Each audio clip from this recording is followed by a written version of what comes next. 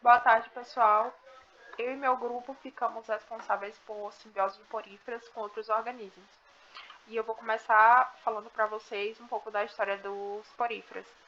Então, como todo mundo sabe, os poríferas são os animais mais antigos do planeta. E eles surgiram na Terra há cerca de 640 milhões de anos. São animais multicelulares mais simples do mundo. E por serem tão antigos, eles puderam se diferenciar em pelo menos 15 mil espécies, com diferentes combinações de cor, forma, textura e tamanho de poucos centímetros a alguns metros e pode ser encontrado desde a superfície até 8.000 metros de profundidade nos oceanos. Bom, vou falar um pouco sobre os tipos de simbiose que os poríferas eles podem realizar. O mutualismo é uma relação que se caracteriza pela interação de seres de diferentes espécies, na qual todos se beneficiam da ligação. O comensalismo é uma associação em que uma das espécies é beneficiada sem causar benefício ou prejuízo ao outro. E o parasitismo, ele se caracteriza por uma interação entre dois seres vivos em que um se beneficia e o outro é prejudicado.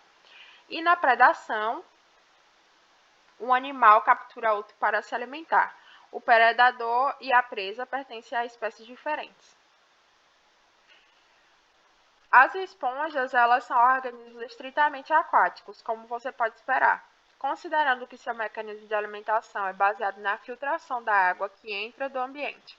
Quase todas as espécies de esponjas são encontradas no oceano, com exceção de cerca de 150 espécies de água doce.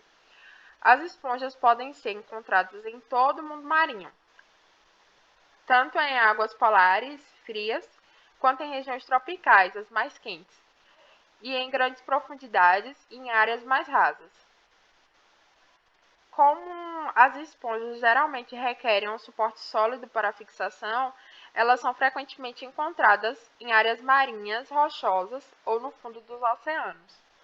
As esponjas são componentes essenciais dos ecossistemas dos recifes de coral, onde fornecem abrigo para uma variedade de organismos, incluindo camarão, caranguejo e algas. Eles também são uma fonte de alimento para muitas espécies de peixe comedores de esponja. Muitas espécies de esponjas formam grandes colônias ou agregado de organismos individuais. Vamos começar falando um pouco sobre o mutualismo.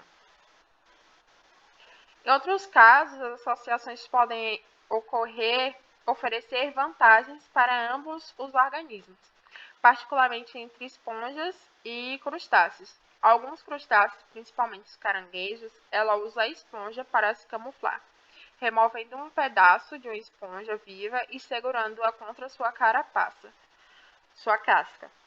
Um exemplo mais conhecido desse tipo de associação mutualística é da esponja Suberites domencula e dos caranguejos eremitas, que vivem em concha dos moluscos gastrópodes.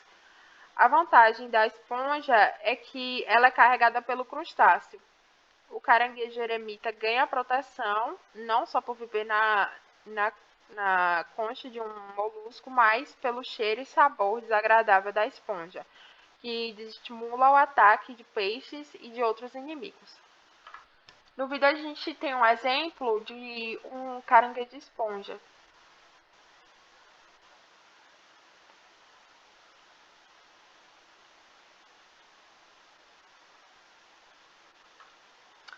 Vamos falar um pouco sobre poríferas e micro-organismos.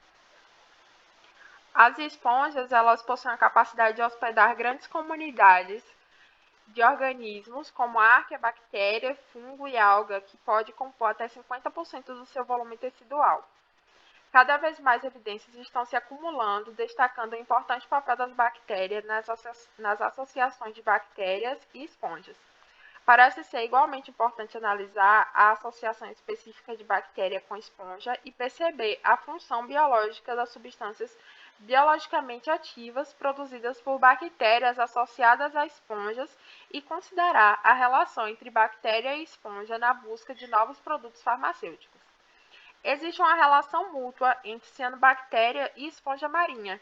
Enquanto a cianobactéria ela fornece nutrientes para a esponja, a esponja lá vai fornecer um abrigo para as bactérias. Um exemplo são as esponjas que vivem em regiões tropicais, que dependem fortemente das cianobactérias como fonte de nutrientes.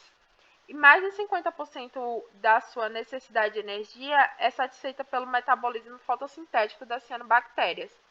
A energia adquirida com esse metabolismo, ela é utilizada de várias maneiras, desde a longevidade da esponja, quando estão nos gametas e no período larval, até o rápido crescimento da esponja para competir com outros organismos, como as algas. Houve um experimento que mostra como a cianobactéria ela beneficia a esponja.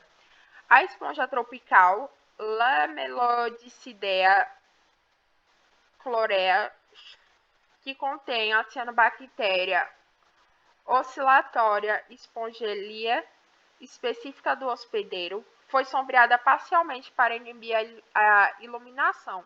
O resultado mostrou que a parte sombreada da esponja ela perde mais de 40% da sua região inicial, enquanto a região iluminada ela não apresenta alteração.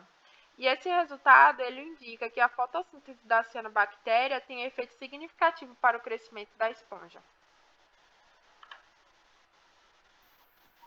Bom, eu vou falar um pouco sobre a simbiose de poríferas e algas.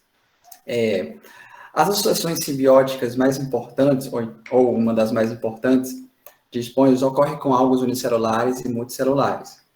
As algas podem viver nas camadas superficiais da esponja, no interior das células ou entre elas. A esponja protege as algas de inimigos, de condições ambientais desfavoráveis e de seus próprios resíduos metabólicos.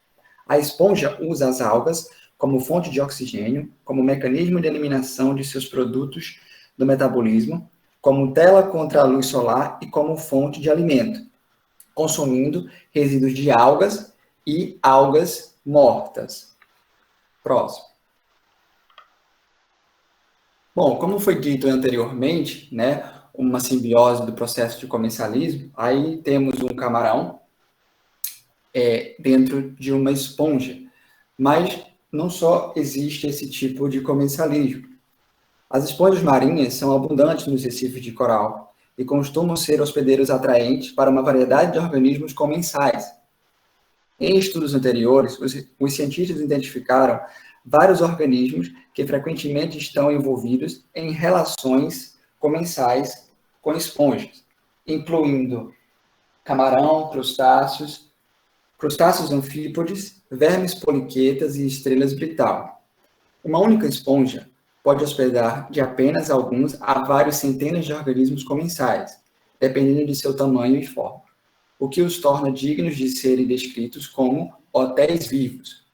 A arquitetura interna de uma esponja é composta de canais sinuosos e grandes cavidades. Próximo.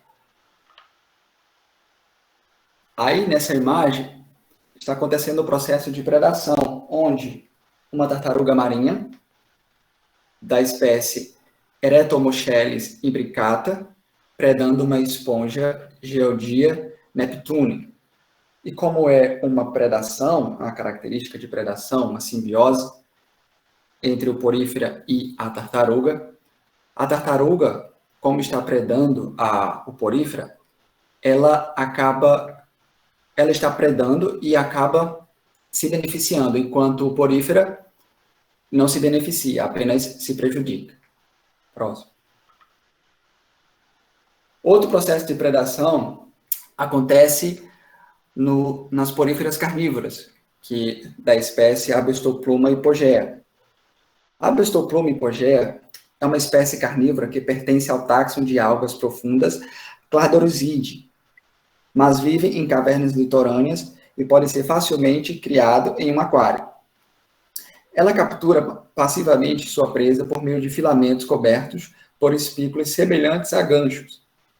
Várias espécies de organismos com cerdas ou apêndices delgados podem ser capturados, embora crustáceos minúsculos de até 8 milímetros de comprimento sejam as presas mais adequadas. As observações de microscopia eletrônica de transmissão foram feitas durante o processo de digestão.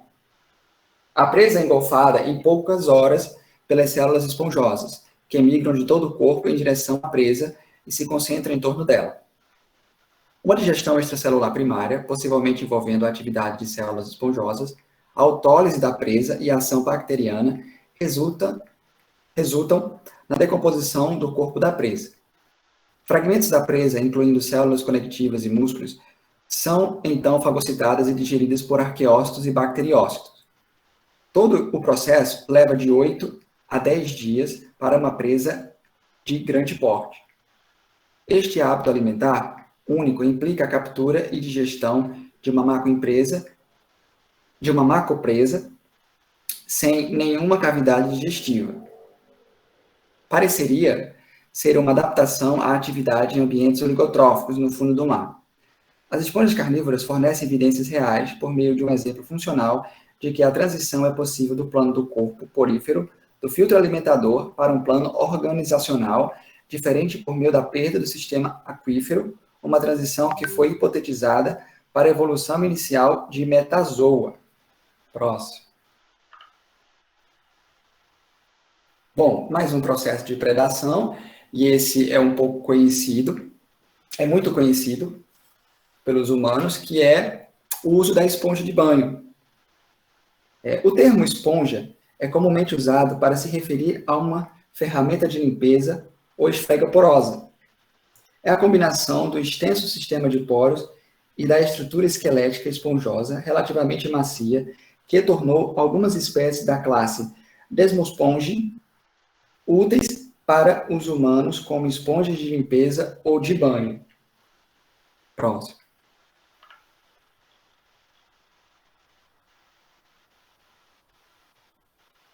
Bem, parasitismo. Alguns organismos chamados biontes e endobiontes que vivem em esponjas agem como parasitas.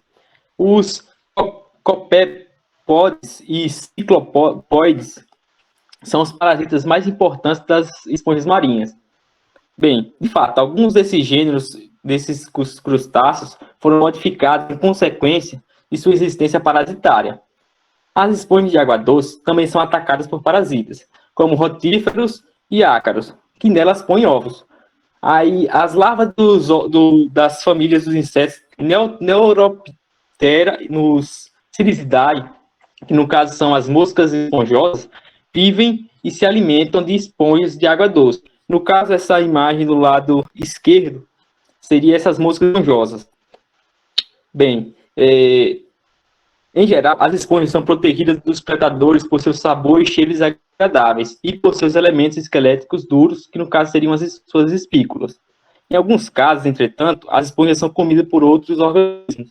Por exemplo, moluscos, gastrópodes, como os caracóis e lesmas, nubibranquídeos e prosobrânquios, como patela e litorina, ictões, alguns crustáceos e alguns peixes, especialmente em recifes e corais. Próximo. Associações específicas. Bem,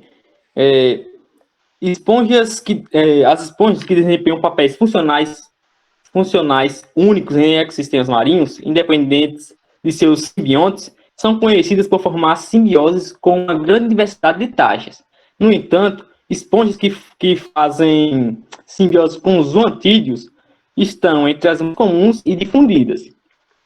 Zoantídeos esponjosos e simbióticos podem ser encontrados vivendo em esponjas de coral ao longo dos trópicos e na região mais ampla do Caribe. E as taxas de incidência podem ser muito altas. Ou seja, todos os indivíduos em uma população de esponja podem ser associados a zoantídeos.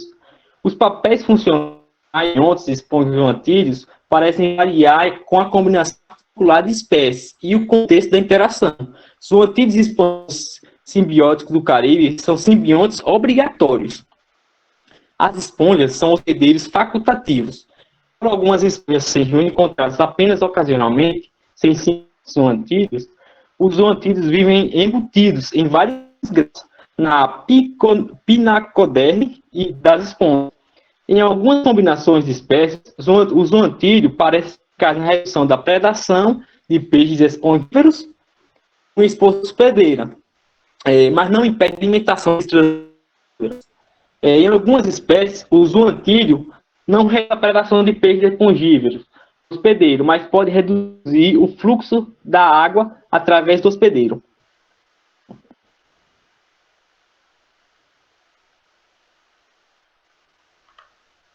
Próximo.